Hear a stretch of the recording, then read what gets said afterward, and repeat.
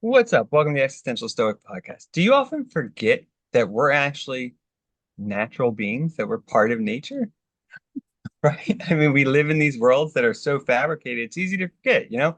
And so today we're going to talk about the role of nature in your life or in life. I'm Danny here with everybody. Randy, what's up, Yo, Danny. I think it's kind of interesting reading a lot of the Stoics. They always talked about our nature, and they talked about it in a little bit different way than we think of it nowadays, like the outdoors, but they talked about it as kind of who we are and the things that are good not only for us, but also for the cosmopolis society. Yeah, it's interesting. Yeah, when they're talking about like human nature, right? In terms of like, how we're made up and what we are like sort of at our core, essentially, right? And I think it Mhm. is interesting because they do talk about that and thinking about our actions, not just but for everybody, right? For the whole community around us in terms of how we're acting as a whole. I also think it's what always fascinates me too is you look back and like all the ancients, like Aristotle, Stoics, like one of the things they recognize with human nature is that they also realize that we're natural beings. And I feel like people forget this a lot now, or it's easy to, like, ever since the Industrial Revolution, like, everything's manufactured to look the same. Like, I think about that a lot. Like, how often, like, do you go through a day where you don't see, like, true nature at all? It's all constructed, right? Like, you're in, Yeah. like, a human construct all the time. It's really bizarre. That happened to me today. I was walking through the campus of an Ivy League university, and everything was perfect, like Yeah. pristine. They had these sculptures that were just like, wow. And everything you went, the buildings were perfect. Everything. I was like, oh my God, no wonder people have such crippling anxiety and depression because they look around and everything is perfect. And they're like, how do I measure up with this? I'm a flawed human being. Yeah. Well, and you know what's funny too is like you look at like, really nice campuses like that. You look at like golf courses are a good example, or like social media, you see the curated lives people make. But then you go out in the natural world and you realize like I was thinking about this the other day because I was walking through a park and like, yeah, there's a lot of trees. And on the one hand, they all look sort of similar, like I can identify them as a certain type, but then when you look at them closely, they're all different. Every single one has, flaws, might have a little different shape of leaves or something, whatever, and I think it makes you realize too, like that nature is not about just this homogeny of the same thing and making things identical. It's about differences too, and it's about having those differences that make things be able to succeed essentially, right? Over time. I mean, like it's always our mutations that end up being the next evolutionary step in the future. So it's interesting. I feel like we lose a lot when we don't go out in nature. We don't see this sort of the world as it truly is. We're only seeing the world as we've kind of constructed it. Hmm. There was some book that I was listening to a while ago, and it was talking about how, you know, in modern society, like modern America, people have lost one of the best things that they had, which was using their ingenuity, their creativity, their MacGyver instinct to like create things and fix things and make things out of nothing. And that gave people such fulfillment. Whereas nowadays, you just throw it out and go to Walmart. That's Yeah. the answer. Yeah. And it's funny. I do wonder this though, because I've been seeing this more and more. Like it's like we have I feel like we have fewer and fewer options of where to go now because so these companies have gotten so big. And it's interesting because it's simultaneously you see like this whole industry on like Etsy and stuff of like homemade things because they're unique, right? And they solve that. But I think and you make a good point. Marx said that too. Like Karl Marx said, like the only way we can realize our powers is in the world, right? The only way I can know I can make a table is if I make a table. The only way I know I can solve a problem is if I actually solve the problem, right? And so like we lose something important when we're not doing this and solving these problems on our own and kind of like solving them in a way that's unique to us. Do you ever think of like, dude, like, oh my God, like just think of like the pioneers back in like, early America when they went out west, like what they had to deal with, and they had like what they brought with them, that's it. Yeah, Well, you know, like, I do think about this a lot because back in the day, like I even remember before internet, I felt like my life had more purpose because I wasn't just doing these things that were like somewhat like I wasn't just earning money and I wasn't just collecting followers and like whatever else things it was that didn't actually have a direct influence on my life. I was actually doing stuff that directly impacted my life. And yeah, it feels like now there's just another layer of abstraction. And it's just like we forget that what we're actually doing here. dude, all the time. I think it's weird. right? I do. I feel that way a lot because like, and it's like it's a weird conundrum. Like I feel like the technologies, in a weird way, it's opened up a lot of opportunity and possibility, obviously. But in another way, I think it's also like it's narrowed our lives significantly. Because it's like, dude, I mean, I think back, like, because yeah, we were in high school and there was still no internet, really. I mean, it Hmm. was just getting out in the world basically where most people had it and stuff. And like, we were fine. Like, I remember I didn't have a cell phone originally in high school, even, Yeah. and like, I did all kinds of stuff, and I think back and like, you had to occupy yourself. You couldn't just look at your screen all the time. Hmm. And I think that's the other side of this too, of like we forget that we're natural beings. Like everywhere I go now, I just see people looking at their phones. It's like never taking a break to be in the world. You're always distracted, or it's always through some other thing, that's like a barrier to your like being present. Hmm. Yeah. Yeah. I noticed recently that I have not been present while eating because gosh, do I ever love to just turn on something on Netflix or whatever or my computer and just eat Yeah. while doing that. And before you know it, the food's gone. I Yeah. Yeah. wasn't even conscious of eating. So recently I've just been shutting off everything. Phones on the other side of the room, uh, no TV, no nothing, and just staring out a window while I'm eating. It That's a good it's practice. it's crazy because like eating takes a lot longer now because or at least I just notice it a lot more. And Yeah. it gives like a little break to my day because my days are so hectic all the time. And it feels like from the moment I get up until I go to sleep, I'm just like nonstop doing. And this is just like a nice little break. Yeah, I usually do that when I eat lunch. Like there's a like a couple times a week there's like a show that comes out that I do like, and I'll usually watch it while I'm eating lunch because it's a good time to just take a break, right? And like stop. But you're right. Like when you do that, you don't actually it's funny because you're paying attention to something else. You don't even realize you're eating in a sense, and you don't even Hmm. like notice it. It is bizarre. It's Yeah. weird how much it takes us out of ourselves. And like I think this all the time. Like it's so weird like how we constructed this world that almost feels like it feels artificial. It's like I look at the ISS, right, the International Space Station. You see those guys up there, and like, yeah, that whole environment is constructed. It has to be. They're in space, right? And sometimes I feel like that's like what we've built down here in like a slightly different way. Like you go to the Hmm. cities and stuff, there's like nothing natural. It's all made, and like it's very weird. I And we gotta be losing something, right? Like, I really like you read the Expanse series. How like yeah, yeah, yeah. basically it's in the future. They destroyed all the green spaces in Earth, and Mars is doing this huge terraforming project where they're trying to bring greenery to Mars.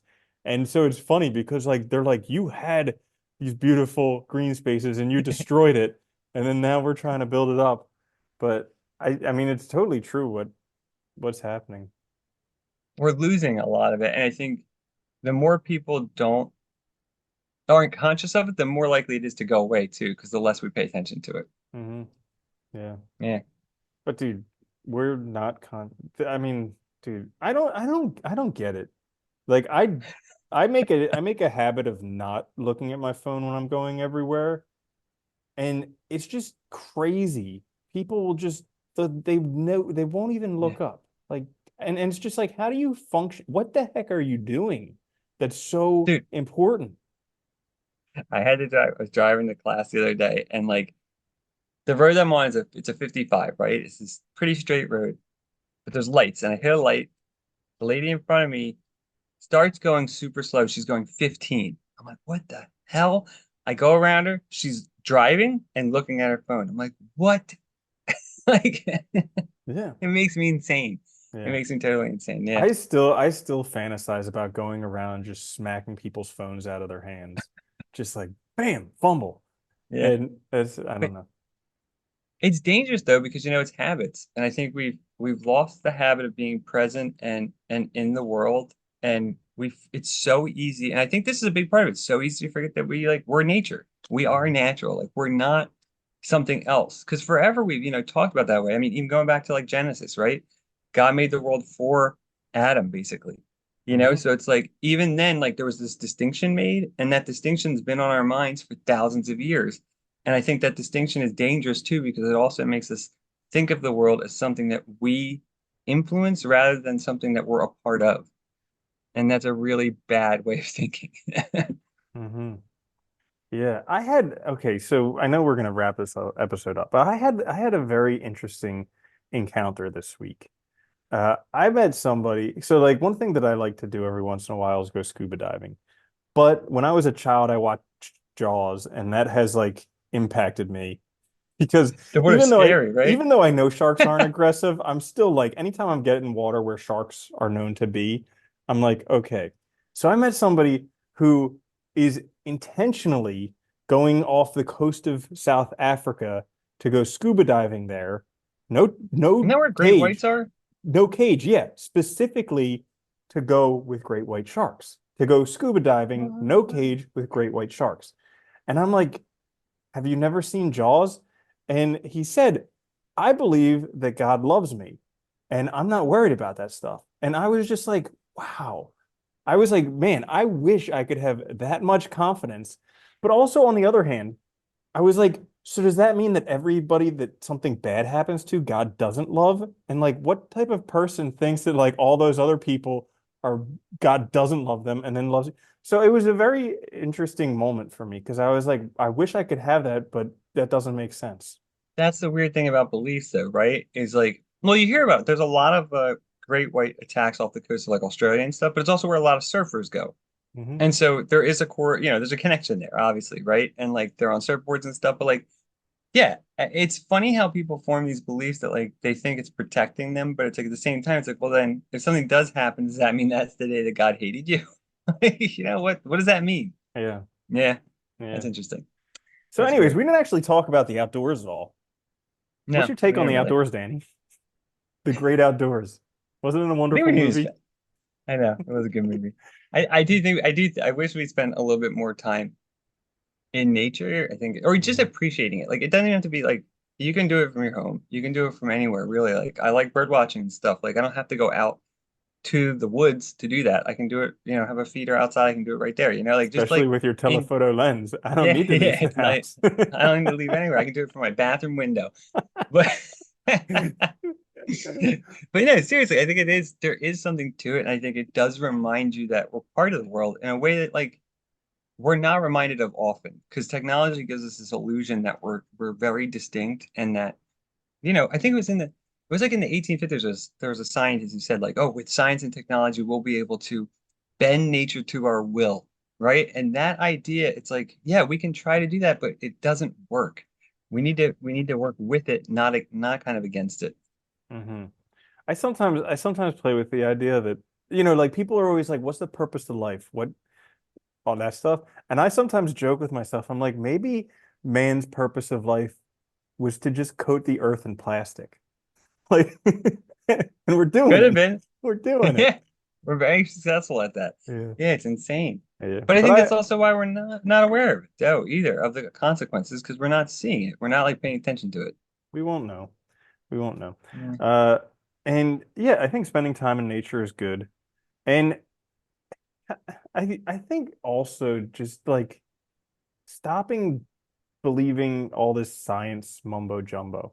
I'm the more I learn, because I studied physics in undergrad and I studied biology Yeah. as well, and I went and I got a doctorate in veterinary medicine. So I've learned a lot of sciences.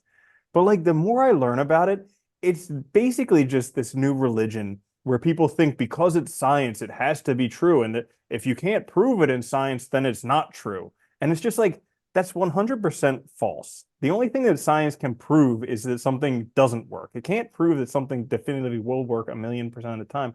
And there's like a whole bunch of stuff recently. Like I've been listening to a bunch of stuff about the mind-body connection, and I think it's it's interesting to say the least, but it just can't be measured in science. So clearly it's false. Yeah. Or not, at least not measured yet, right, with the way we do science. It's funny because science is a construct, right? And science is very good at telling us how things are constructed, of like how things work by looking at them in smaller parts, but it'll never tell us why. It'll never answer the big questions. And like you said, too, there's certain things that it just doesn't, like consciousness, it still can't explain. Like Hmm. big things that are important, it still has nothing to say about. So I think we have to be careful about everything. I think there's a danger of falling into the trap of dogmatism with everything, Hmm. thinking that, we'll solve every problem with technology and science, thinking that, we can do that, that kind of thinking is dangerous, I think, and you So need to be open to other ideas. Yeah. yeah, it's an interesting thing because I remember this thing when I was studying meditation where one of the Zen masters was like, "Show me your mind. Where's your mind?" And you can't. And as Alan Watts did this thing about the body, how like, we think we know the boundaries of the body, but they also don't exist. It's like, show me your body. Where? Because like, okay, so let's say you're like, my body's here, clearly.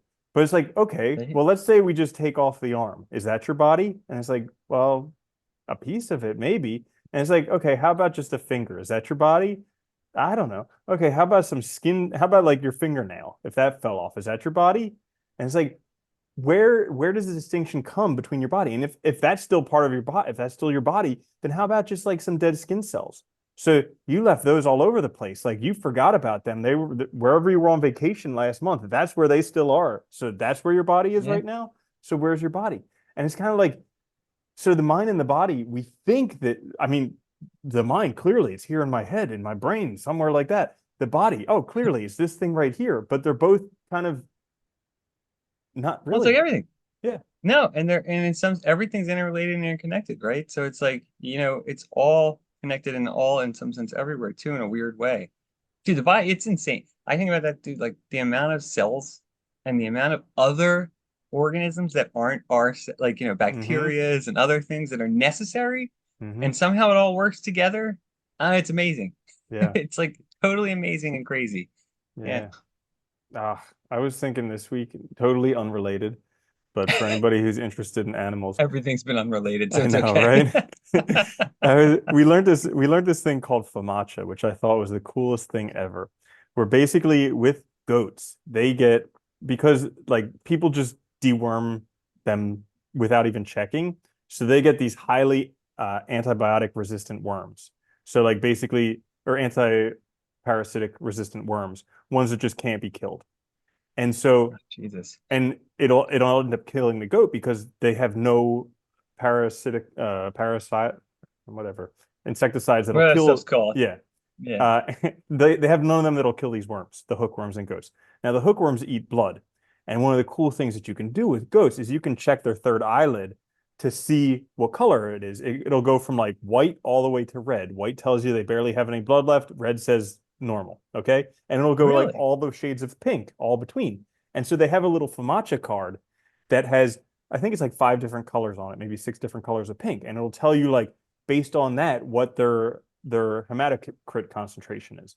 And so basically, this FAMACHA thing solves the problem of people just giving all these medication. I was thinking of this because I was looking for hand soap, and literally every hand soap was 99.9% antimicrobial. And I was like, probably the only thing that we're doing here is making some new germs that are antimicrobial Yeah. resistant.